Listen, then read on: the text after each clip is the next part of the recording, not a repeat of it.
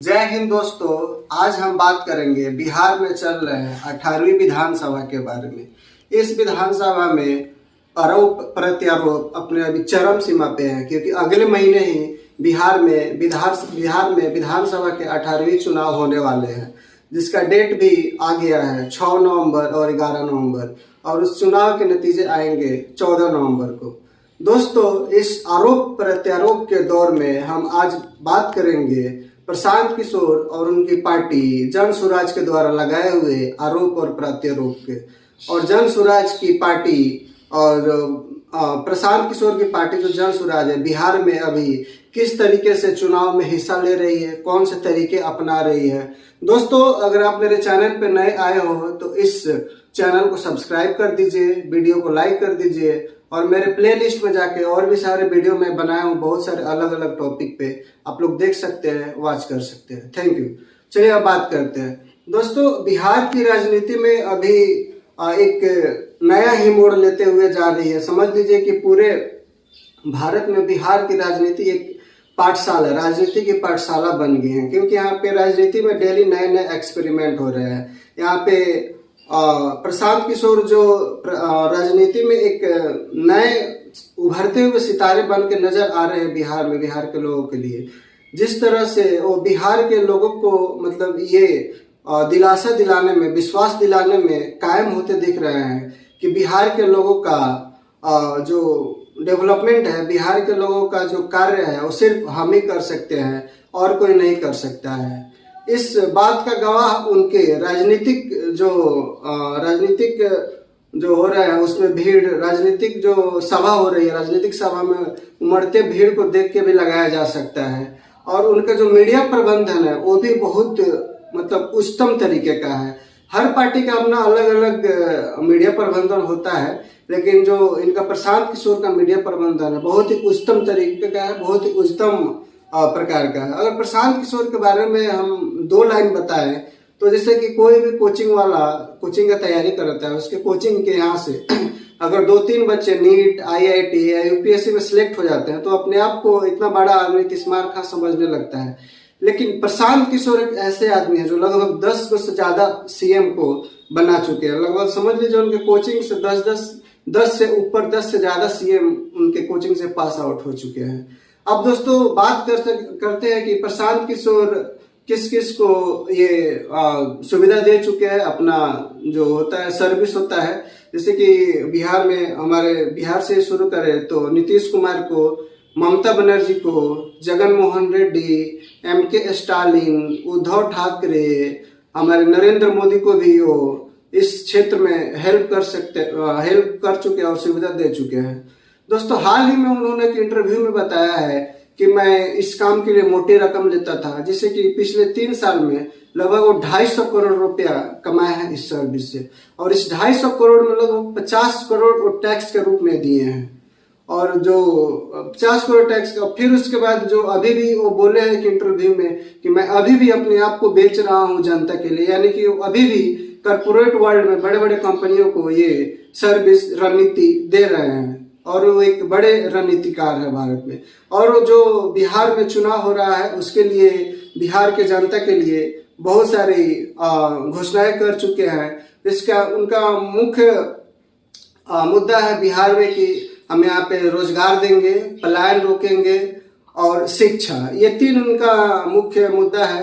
और दोस्तों, बात करते हैं कि हमारे नीतीश कुमार जो अभी बिहार के फिलहाल मुख्यमंत्री है, वो अपना सीट यानी मुख्यमंत्री का कुर्सी बचाने में कामयाब होंगे, या फिर लालू के लाल तेजस्वी सरकार अपना सरकार बनाने में कामयाब होंगे, या फिर PK यानी प्रशांत किशोर अपनी पार्टी को सफलता दिलाने में कामयाब होंगे। दोस्तों, अभी के टाइम में प्रशांत किशोर बहुत बड़े बड़े नेताओं पे आरोप लगा रहे हैं, ऐसे बड़े बड़े नेताओं पे जिस पे पहले कोई बोलने से एकदम बचता था, विपक्षी लोग भी कुछ नहीं बोलता था, या फिर मीडिया लोग भी कुछ बोलने से बचता था। अब पता नहीं उन लोगों को पता नहीं था उनके आरोप के बारे में, या फिर वो बोलने से बचते थे। जैसे कि वो अभी आरोप लगा रहे हैं तेजस्वी, जो बिहार के तेजस्वी लालू प्रसाद के बेटे, उन पे, अशोक चौधरी पे लगा रहे हैं, मंगल पांडे पे लगा रहे हैं, और सम्राट चौधरी पे लगा रहे हैं। दोस्तों, उनका जो राजनीति करने का तरीका है बिहार में, लोग बोल रहे हैं कि कहीं ना कहीं उनका जो राजनीति करने का तरीका है दिल्ली के सीएम अरविंद केजरीवाल के राजनीति के तौर तरीके से मिलता जुलता दिख रहा है। जैसे कि वो कागज लेके दूसरे नेताओं पे आरोप प्रत्यारोप लगा रहे हैं। जैसे कि अरविंद केजरीवाल दिल्ली में कागज लेकर कांग्रेस से, बीजेपी से सवाल पूछते थे और आरोप लगाते थे। ठीक वैसे ही बिहार में भी वो प्रशांत किशोर कर रहे हैं। और जैसे कि केजरीवाल का मीडिया प्रबंधन था दिल्ली में, ठीक वही तरीका यहाँ पे पीके भी, प्रशांत किशोर भी कर रहे हैं। दोस्तों, मेरा मानना ये है कि जैसे कि मैंने आपको पहले ही बोला कि प्रशांत किशोर अरविंद केजरीवाल को भी सीएम बना चुके हैं, यानी अरविंद केजरीवाल के भी रणनीतिकार रह चुके हैं। तो अरविंद केजरीवाल के जो भी रणनीति वहां पे चुनाव लड़ने में काम आते थे, वहां पे कहीं ना कहीं प्रशांत किशोर का भी हाथ होगा। तो मैं मानता हूं कि ये लोगों का कहना गलत है कि प्रशांत किशोर अरविंद केजरीवाल का कॉपी कर रहे हैं, बल्कि मैं तो ये कहूंगा कि जो अरविंद केजरीवाल चुनाव लड़ने का तरीका था, उनका रणनीति था, वो तो बनाए थे प्रशांत किशोर। तो बिहार में जो चुनाव लड़ने का प्रशांत किशोर का तरीका है, उनका खुद का जेन्युइन है, ओरिजिनल है। और दूसरी बात करते हैं कि दिल्ली में जनता ने, वहाँ की दिल्ली की जनता ने अरविंद केजरीवाल की बातें सुन ली, समझ ली और उनको लगातार सीएम बनाया। अब बात आती है कि क्या बिहार में प्रशांत किशोर की बात को लोग सुन पाएंगे, उनको आगे इस जो बात कर रहे हैं उसको चुनाव में प्रशांत किशोर को कुछ फायदा हो सकता है। क्योंकि बिहार में एक बहुत बड़ा फैक्टर होता है जाति वाला मुद्दा बिहार में बहुत ज्यादा काम करता है। और दूसरा मुद्दा होता है क्षेत्रीय मुद्दा। दोस्तों, मैं बिहार के होने के नाते, एक बिहारी होने के नाते मैं आप लोगों से सुझाव दूंगा कि कोई भी अपना नेता चुनने से पहले उसका नियति और उसका काम करने का इरादा देखिए कि उसका क्या इरादा है। क्योंकि दोस्तों, नेता उसके इरादे, काम, ढंग, तरीके ये सब देख के चुना जाता है, न कि जाति देख के। क्योंकि जाति देख कर दामाद चुना जाता है, नेता नहीं। अब बात करते हैं बिहार के लोगों में, वो कहीं ना कहीं चेतना जगाने में जरूर सफल हुए हैं कि बिहार के लोगों को जरूर कहीं ना कहीं ऐसा लग रहा है कि हमको एक नया लीडर, नया नेता मिल गया है जो बिहार को उभार कर इस गड्ढे से बाहर निकाल सकता है। और दोस्तों, बिहार के लोगों को ये भी उन्होंने भरोसा लगभग दिलाया है कि कहीं हमसे बेहतर कोई ना विपक्ष ना पक्ष आप लोगों के लिए काम कर सकता है। और दोस्तों, बिहार के लोगों को उन्होंने ये भी भरोसा दिलाया है कि जब बिहार के लोग दूसरे राज्यों में मजदूरी करने के लिए जाते हैं तो यहाँ के नेता लोग गौरवान्वित होते हैं कि हमारे यहाँ के मजदूर दूसरे राज्यों में काम करने जा रहे हैं। और बिहार के दूसरे राज्यों में, बिहार के अलावा दूसरे राज्यों में लोग बिहारी शब्द को एक गाली के रूप में प्रयोग करते हैं। और इस बात से भी प्रशांत किशोर को बहुत दुख हुआ। और जैसे कि मतलब एक छोटा सा हम घटना सुनाते हैं। जब उन्होंने उद्धव ठाकरे को मुंबई में चुनाव में एक रणनीति बनाने में सहायता की थी और उद्धव ठाकरे जब चुनाव जीत गए तो उद्धव ठाकरे ने बोला कि बताइए आपका फीस क्या दे। तो उन्होंने अपने फीस में, प्रशांत किशोर ने बोला था कि मेरा बस एक ही फीस है कि आप यहाँ पे बिहारियों से लड़ाई झगड़ा मत कीजिएगा, गाली गलौज मत कीजिएगा, जो काम कर रहे हैं उनको सम्मानजनक काम करने दीजिएगा। देख रहे हैं दोस्तों उनका बिहारियों के लिए प्रेम। दोस्तों, अब बात करते हैं उनका एक प्रेस कॉन्फ्रेंस का, जिस प्रेस कॉन्फ्रेंस में उन्होंने बहुत सारे मीडिया के सवालों का जवाब दिया और उन्होंने आरोप भी लगाया बिहार के बहुत सारे नेताओं पे। जैसे कि उनका पहला आरोप था अशोक चौधरी पे, जो फिलहाल बिहार में बिहार विधान परिषद के सदस्य है और बिहार सरकार में भवन निर्माण मंत्री है। वो लगभग 2000 से राजनीति में एक्टिव है और लगभग 18 साल कांग्रेस में रहे और 2018 में कांग्रेस को बदलकर जदयू में आए। कांग्रेस में वो बिहार के कांग्रेस अध्यक्ष भी रह चुके हैं। और फिलहाल उन पे पहला आरोप ये है कि जो अपने बेटी का शादी किए तो उसके बाद से एक वैभव विकास नाम का ट्रस्ट है, उस ट्रस्ट में लगभग 100 करोड़ रुपए आए। वो रुपए कहाँ से आए, अशोक चौधरी इसका हिसाब दे। दूसरा आरोप ये है कि वो अपने बेटी को टिकट खरीद के लोकसभा का चुनाव लड़वाए। तीसरा आरोप है कि वो अपने पीए पे बहुत सारे जमीन खरीदे हैं। और चौथा आरोप उन पे ये लगा है कि वो बहुत सारे फर्जी ट्रांजैक्शन किए हैं, उसका हिसाब दे। दूसरा आरोप उन्होंने बिहार के स्वास्थ्य मंत्री मंगल पांडे पे लगाया है और आरोप ये लगाया है कि उनके पत्नी के खाते में 2.12 करोड़ के आसपास में रुपया कहाँ से आया है, इस ट्रांजैक्शन का हिसाब दे। और तीसरा टारगेट उनका प्रशांत किशोर का, जो सबसे ज्यादा अभी चर्चाओं का विषय बना हुआ है, पूरे भारत में चर्चा का विषय बना हुआ है, वो है सम्राट चौधरी। उन पे पहला आरोप यह लगा है कि अपना गलत आयु प्रमाण पत्र बनाकर जेल से रिहा हुए थे और जो कोर्ट है वहाँ पे अपने साजा को माफ करवाए थे। और उन्होंने 1995 में एक तारापुर में हत्याकांड हुआ था, जिसमें लगभग 7 लोगों की सामूहिक हत्या कर दी गई थी। और ये 7 लोग मतलब ऐसे जाति से आते हैं जिस जाति के सम्राट चौधरी राजनीति करते हैं, वो सारे कुशवाहा जाति के लोग थे। और उस केस में इनको जेल भी हुआ था और वो जेल से रिहा हो गए, बरी हो गए, जमानत उनको मिल गया। क्यों? क्योंकि वो जुवेनाइल थे, 15 साल के थे और गलत सर्टिफिकेट लगाया। जैसे कि प्रशांत किशोर ने इसके पीछे ये तर्क दिया कि 2020 के चुनाव के हलफनामे में सम्राट चौधरी ने अपना उम्र बताया, लगभग 50 साल के आसपास में बताया। अगर सम्राट चौधरी का उम्र 2020 में अगर 50 साल है तो 1995 में लगभग 25-26 साल के होंगे। लेकिन 1995 में वो अपने आप को गलत आयु प्रमाण पत्र बना के 15 साल के बताए और कोर्ट से बरी हो गए। और इस आरोप में प्रशांत किशोर ने एक तीर में 2 निशाना लगाया है। जैसे कि उन्होंने बोला है कि जैसे कि इस उम्र के गणित को एक 9वीं फेल भी आदमी समझ सकता है।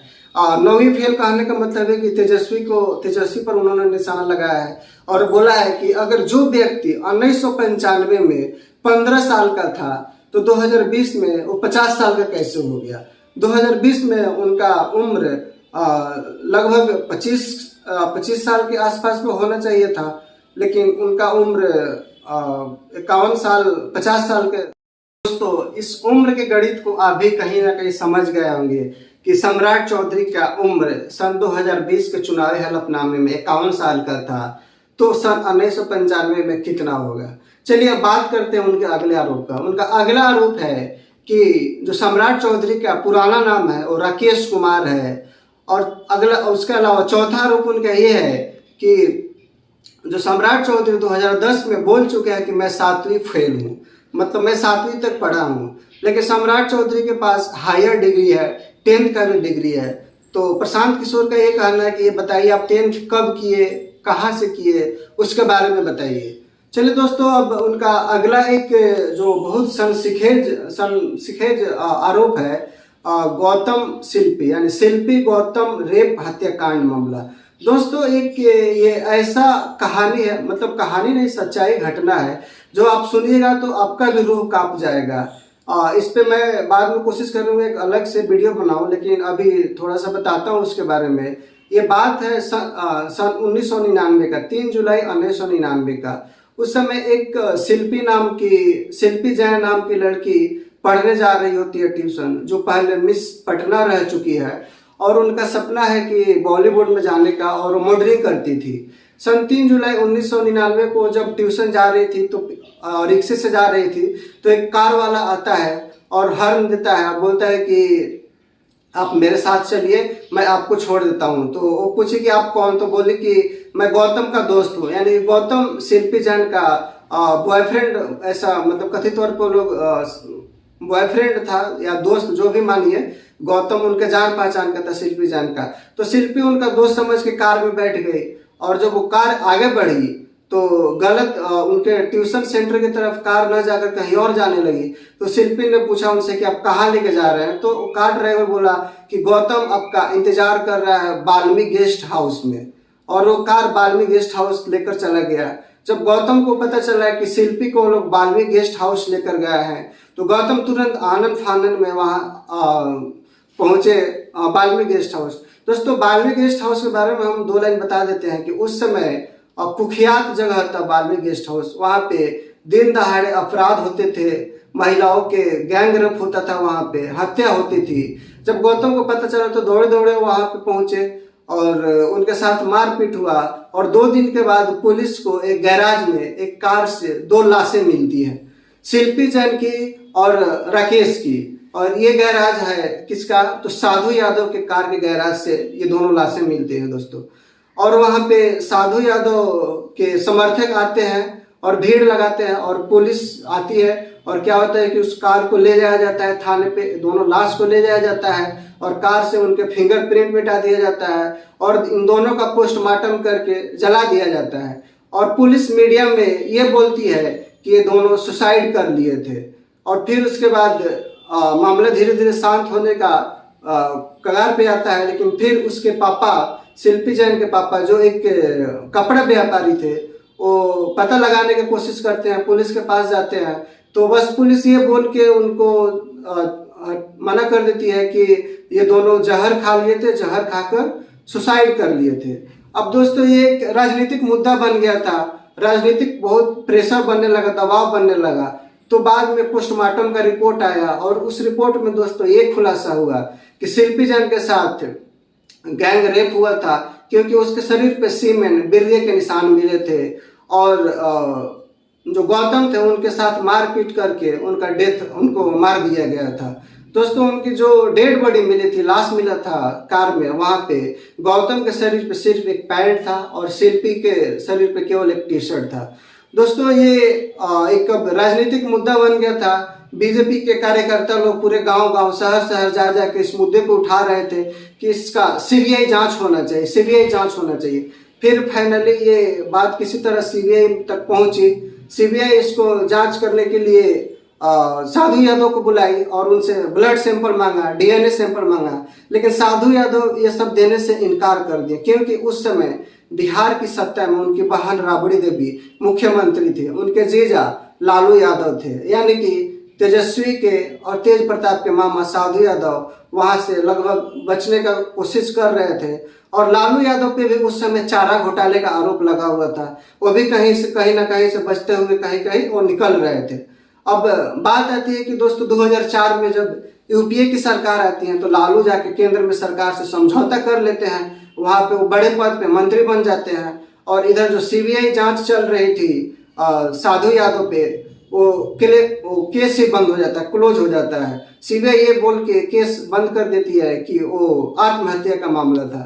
दोस्तों इस केस को 2006 में फिर से उठाए उसके भाई शिल्पी जैन के भाई ने 2006 में इस केस को फिर से उठाने की कोशिश किया, लेकिन पता चला कि उसका अपहरण हो गया। दोस्तों फिर उसके बाद ये मामला ठंडे बस्ते में चला गया और प्रशांत किशोर की पार्टी और जन स्वराज की पार्टी ये सारे आरोपों को अभी भी वो जनता के बीच में लेके जा रही है और कोशिश कर रही है कि इस मुद्दा को जीवंत रखा जाए। और प्रशांत किशोर की पार्टी ने हमारे प्रधानमंत्री नरेंद्र मोदी को एक चिट्ठी लिखी है और बोला है कि ऐसे कुख्यात लोगों को बिहार के मुख्यमंत्री के कुर्सी पे कैसे बैठा है, इनको हटाना चाहिए और जितने भी सरकार पे मंत्रियों पे आरोप लगा है उनको बर्खास्त करना चाहिए। दोस्तों अब बात आती है कि अगर इन लोगों को हटाया जाए तो फायदा किसको होगा चुनाव में, और बात कहीं ना कहीं घूम के आती है कि या तो तेजस्वी को फायदा होगा और नहीं तो प्रशांत किशोर को फायदा होगा।